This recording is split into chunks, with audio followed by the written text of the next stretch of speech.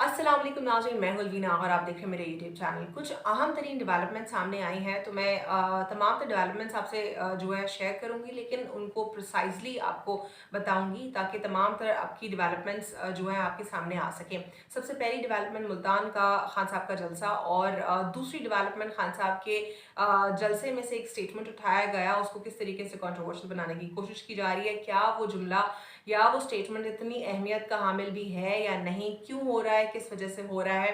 साथ ही साथ ये भी मैं आपको बताऊंगी कि एक और ब्रेकिंग न्यूज़ क्या है। एक और ब्रेकिंग न्यूज़ या खबर वो इस वक्त ये है कि नवाज शरीफ साहब कह रहे हैं कि हम खुद ही इलेक्शंस के लिए तैयार हैं और पहले से तैयार हैं।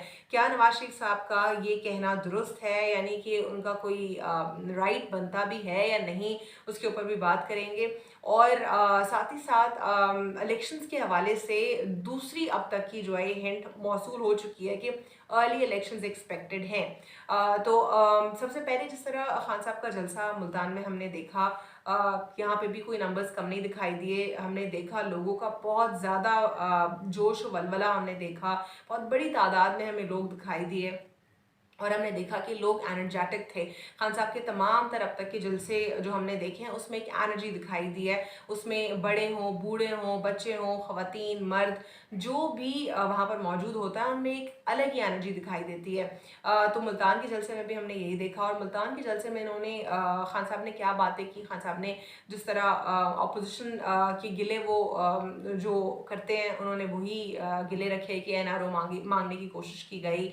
और भी उन्होंने जो उनके जितने भी तमाम तर गिले थे ऑपोजिशन के हवाले से, जो अब की इस वक्त हुकूमत बन चुकी है, उस उनके हवाले से उन्होंने की। साथ ही साथ उन्होंने अमेरिका की भी एक बार फिर बात की, और उनकी पूरी उनका जो पूरा स्टेटमेंट है अमेरिका के हवाले से, अनफॉर्चुनेटली उसको आधा और ट्विस्ट और फैब्रिकेट करके पेश किया जाता है। उन्होंने पूरी बात ये कही कि हम दोस्ती तमाम तर ममालिक से रखना चाहते हैं, अमेरिका से दोस्ती रखना चाहते हैं, लेकिन हम किसी के दबाव में नहीं आ सकते। और prophet peace be upon him की भी उन्होंने एग्जांपल दी, और उन्होंने यही कहा कि उनकी तरफ से लेसन ये मिलता है कि हम मुसलमान किसी से ना डरें, और सिर्फ अल्लाह से हमें डरना चाहिए। तो हम किसी के कंट्रोल में क्यों आएँ।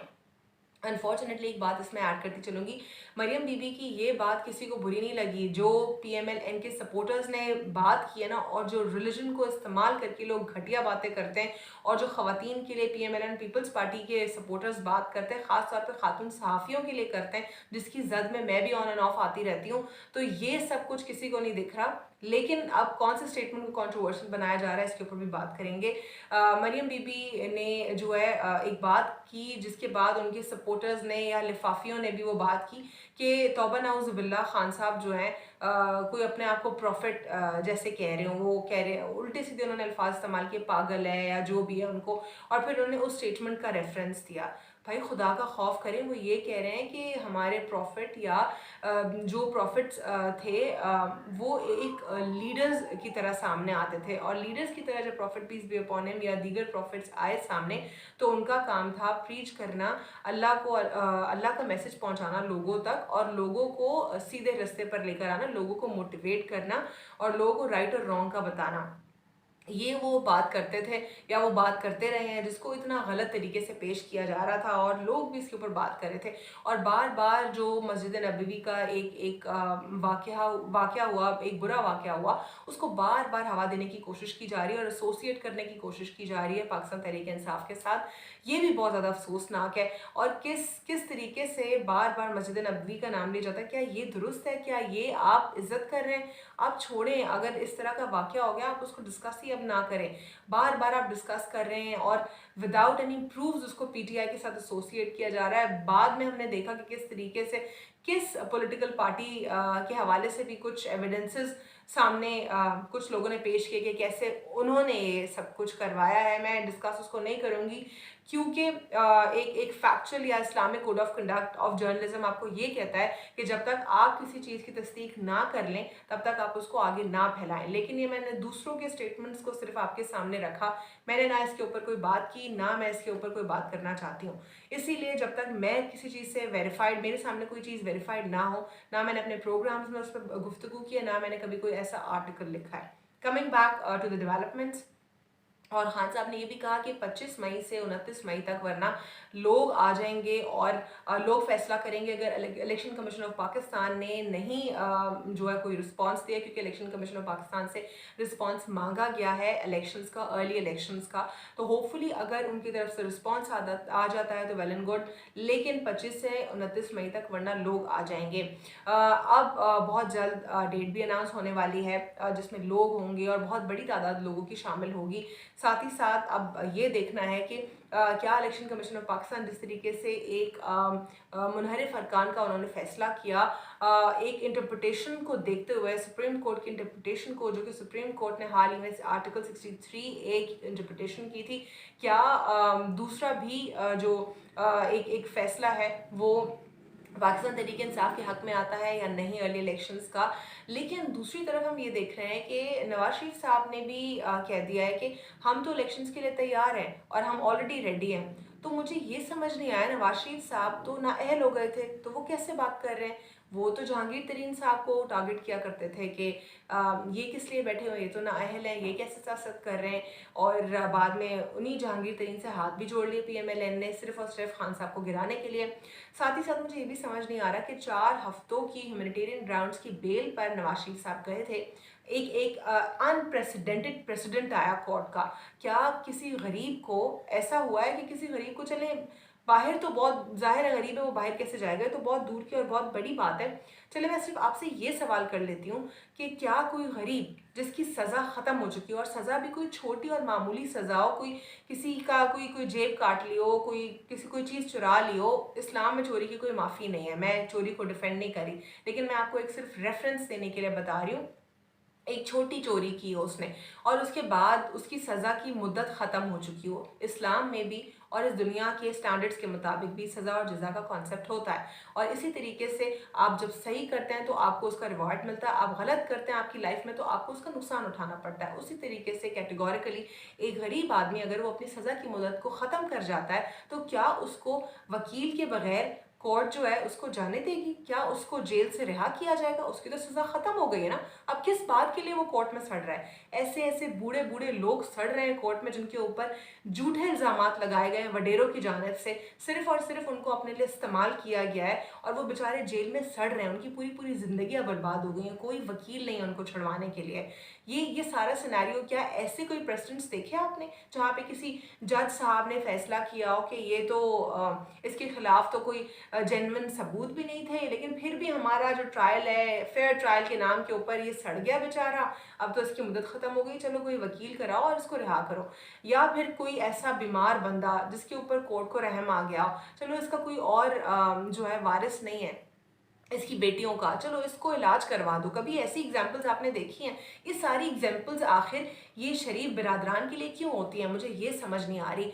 वहाँ से बैठ के, लंदन से बैठ के कह रहे हैं कि हम इलेक्शंस के लिए रेडी हैं। जब आप इलेक्शंस के लिए बैठे हैं, रेडी हैं, तो फिर आप किस बात की देर कर रहे हैं? दूसरी तरफ नवाज शरीफ साहब को बड़ा दुख हो गया कि खान साहब ने अपने हाल ही में जलसे में जो कह दिया, खान साहब ने सिर्फ ये कहा कि बार बार मेरा नाम मत लो, कहीं तुम्हारा खावंद नाराज ना हो जाए। अब इसमें गाली दे दी क्या उन्होंने या बुरा कह दिया? दूसरा, एक सार्कास्टिकली उन्होंने कहा था और उन्होंने ये सिर्फ तंज में कहा कि मेरा नाम बार बार मत लो। जिस तरीके से ये लोग गाली गलौज करते हैं और बदतमीजियाँ करते हैं, और मरीम नवाज याद है आपको, जो खाकान अब्बासी और ये सारा इनका टोला मौजूद था, फिर उसके बाद जूते उड़ रहे थे, पता नहीं क्या कुछ हो रहा था, उन्हीं के ऊपर जूते किसी अवाम ने उड़ा दिए थे और मुसद्दिक मलिक भी जूते उन्होंने खा लिए थे। तो उसके बाद एक प्रेस कॉन्फ्रेंस की थी मरीम नवाज ने और कहती हैं कि इमरान खान तुम्हें जूते पड़ेंगे, जूते तुम्हारे, तुम्हें लोग नहीं छोड़ेंगे। तो ये औरतों को इस तरह की ये ज़बान ज़ेब देती है, जूते पड़ेंगे जूते, और मतलब क्या, मतलब किस किस्म की ये हरकतें। लोगों को ये समझ नहीं आ रहा होता कि औरत हर चीज़ कर ले वो जस्टिफाइड है, लेकिन मर्द अगर कुछ कर दे तो वो जस्टिफाइड नहीं है। अब फिर और कुत्ते, अब मेरी अगर ये वीडियो गलती से भी पीपल्स पार्टी PMLN के सपोर्टर्स ने देख ली, या चलिए सपोर्टर्स मैं नहीं कहूँगी, मैं सबकी बात नहीं कर रही, अब सब अपने दिल पे ना ले लीजिएगा, जो कुछ चंद कुत्ते हैं जो खातून सहाफ़ी सहाफ़ियों को गालियाँ देते हैं, आके फिर मुझे गालियाँ सुनाना शुरू कर देंगे। मेरा तो कुछ नहीं जा रहा, आप लोग अपना खून जलाते रहें। कभी-कभार मैं एक आध गंदी जो गालियाँ होती हैं, उनका जवाब मैं आपको दे ही देती हूँ और मुझे लगता है कि शायद आप लोग की तरबियत ऐसी घरानों में हुई और आप लोग शायद ऐसे ही आपके वालिदैन शायद इसी कैटेगरी के हैं। तो मैं कभी-कभार मैं भी जवाब दे देती हूँ ऐसे कुत्तों को, लेकिन वैसे अक्सर और बेशतर यही बेहतर होता है कि आप रिस्पॉन्ड ना करें इन तमाम तर कुत्तों को। तो अब फिर से शुरू हो जाएँगे, बात तो मैंने जेन्युइन की है, अब जितने लोगों को बुरी लगती है मेरी बात, तो मैं इसमें कुछ नहीं कर सकती, ये बात जेन्युइन है। और दूसरा मुझे ये समझ नहीं आ रहा है, ये वही नवाज़ शरीफ, उनको दुःख हो रहा है, उनको हार्ट अटैक आने वाला है कि उनकी बेटी के लिए खान साहब ने कह दिया कि तुम्हारा खावंद नाराज़ हो जाएगा। इन्होंने मोहतरमा बेनज़ीर भुट्टो साहिबा के हवाले से इन्होंने तो ऊपर से पेपर्स फेंके थे, और किस किस्म के पेपर्स फेंके थे, किस किस्म की पिक्चर्स फेंकी थी, उनकी कितनी कैरेक्टर असैसिनेशन की थी, उनको पीली टैक्सी कहा था। मुझे आज भी याद है, मेरा बोल न्यूज़ में पहला जो है मेरा जर्नलिज्म का करियर का स्टार्ट हुआ। हम सारे जितने भी हमारे सारे हमारी एज के हमारे लॉट के सारे एंकर्स थे, उनमें से हम में से किसी एक को एंकर ने बात की, और मतलब ज़ाहिर है हम सबको नहीं पता था, हमें इतनी पुरानी हिस्ट्री की बातें हम लोग रिसर्च करते हैं डेली बेसिस पे, कंटेम्प्रेरी अफेयर्स से तो हम वाकिफ़ होते हैं, और हम क्योंकि हमें लिखना होता है, पढ़ना होता है, लेकिन बहुत सारी ऐसी बातें होती हैं जो हमें नहीं मालूम होती। फिर उसके बाद मैं तो हैरान, मैंने कहा पीली टैक्सी क्या है? तो उसके बाद I was shocked to know, मतलब इतनी गंदी बात, और ये खान साहब को कहते हैं कि ये है, मतलब इन्होंने शुरुआत की है। आप लोगों ने किस किस्म की घटिया-घटिया बातें की हैं, आप लोगों ने क्या कुछ नहीं किया, और आप कहते हैं कि खान साहब की ज़बान गंदी है। पहले अपनी ज़बान तो ठीक करें, और आगे से नवाज़ शरीफ कहते हैं लंदन में बैठ के कि मुल्क का वो हाल कर दिया है जो इतने सालों में नहीं था, हमसे तो नहीं देखा जाता, अगर आपसे नहीं देखा जाता तो नवाज़ शरीफ साहब आप क्यों बाहर भाग कर बैठ गए? क्यों आप यहाँ पे एक अस्पताल नहीं बना सके जिस अस्पताल में आपका इलाज हो जाता? क्यों आखिर ये एक आपकी प्लेटलेट्स का लेवल जो है वहाँ पे दुरुस्त हो गया? 4 हफ्तों के लिए आप भागे थे, 3 साल से ज़्यादा अरसा हो गया, अभी तक आप वापस नहीं आए। मुझे तो समझ नहीं आती कि ये चल क्या रहा है इस मुल्क में। ये कुछ लोग ऐसे होते हैं जिनको समझ ही नहीं आ रही होती ना कि ये चोर हैं, और उनको सपोर्ट कर रहे होते हैं, और कुछ तो ऐसे हैं जिन पर अल्लाह की लानत है, जिनको समझ आ रही है, लेकिन वो हैं ही इस किस्म के लोग जो नहीं सुधरेंगे, जो इस मुल्क के दुश्मन हैं। दूसरी बात मुझे ये समझ नहीं आती, जो न्यूट्रल न्यूट्रल न्यूट्रल का ड्रामा लोगों ने लगा के रखा है, बाकी जो जितने सारे लिफाफी हैं जो इमरान खान साहब को गालियां देते हैं वो दुरुस्त हैं, लेकिन अगर कोई हक और सच और इंसाफ की बात करता है तो वो बाइस्ड है, वो तो सहाफ़ी बोलने के लायक ही नहीं है। मुझे ये बता दीजिए, क्या सज़ा और जज़ा का कॉन्सेप्ट क्या राइट और रॉन्ग का कॉन्सेप्ट नहीं है? तो अगर ये वाक़ई नहीं है, अगर हम सही और गलत का फ़ैसला नहीं करेंगे और उसका साथ नहीं देंगे, तो फिर जो एक ऑप्रेसर होगा उसको और शय मिलेगी, वो और इनोसेंट को ऑप्रेस करेगा और उसको दबाने की कोशिश करेगा। इस हवाले से क्या आप लोग को नहीं लगता कि सही को सही और गलत को गलत कहना चाहिए? ये तो हमारे मज़हब में है, फिर आखिर आप लोग को क्यों प्रॉब्लम होता है कि जब खान साहब को लोग बुरा कहें तो वो तो सहाफ़ी है, लेकिन अगर खान साहब की बात को उसने वैलिडेट किया फैक्ट्स के साथ, तो वो सहाफ़ी नहीं है, वो तो उनका स्पोक्स पर्सन है। खैर, आप लोग की अपनी राय है, मेरी अपनी राय है, और मैं अपनी राय का खुलकर इज़हार करूँगी, चाहे मेरा टेलीविज़न का प्लेटफ़ॉर्म हो, चाहे अखबार हो, चाहे मेरा अपना सोशल मीडिया हो। साथ ही साथ जहाँ पर एनालिसिस की ज़रूरत होगी मैं वहाँ पर एनालिसिस दूँगी, और जहाँ पर एनालिसिस की ज़रूरत नहीं होगी, सवाल की ज़रूरत होगी, मैं सिर्फ सवाल वहाँ पर रेज़ करूँगी। तो आज इतनी ये सारी डेवलपमेंट्स थी, मैंने सोचा मैं इसको क्विकली अपडेट कर दूँ। आज के लिए इतना ही। अल्लाह हाफ़िज़। God bless you all.